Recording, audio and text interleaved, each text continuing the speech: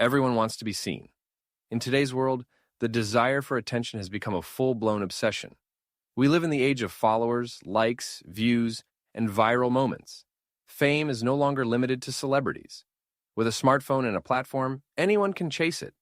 But when Christians begin to crave influence more than obedience, they have traded worship for performance. And that is where the idol of fame and influence is born. Many believers are more concerned with being noticed by the world than being approved by God. They measure their impact by numbers instead of fruit. They post content not to glorify Christ, but to grow a platform. Their identity becomes tied to engagement. If people cheer, they feel valuable. If no one watches, they feel forgotten. This is not the freedom God promised. It is slavery to an audience. Jesus warned about this in Matthew 6:1. He said, "Beware of practicing your righteousness before other people, in order to be seen by them." That is what this idol feeds on. It is not just about doing wrong, it is about doing right for the wrong reasons.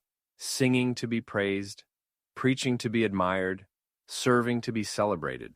When you live for applause, you stop living for God. Social media can be a powerful tool.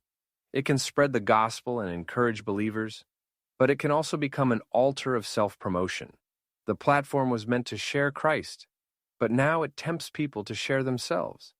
And many are building brands while neglecting their walk, influencing others while falling into pride, gaining attention while losing intimacy with God. Galatians 1:10 asks the question every Christian must face. Am I now seeking the approval of man or of God? You cannot live for both.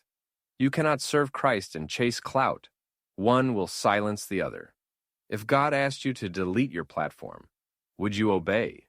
If your name was never known, would you still be faithful? If no one applauded, would you still preach truth? Your answer reveals who you are really serving. God is calling his people to come back to the secret place, to serve without recognition, to give without posting, to pray without performance, to worship without needing an audience. If you want to tear down the idol of fame, you must die to self. You must be willing to be unseen, because the only approval that matters is the kind that comes from the throne of heaven. If you enjoyed learning about the Bible, make sure to like, subscribe, and drop a comment about what story you want to see next.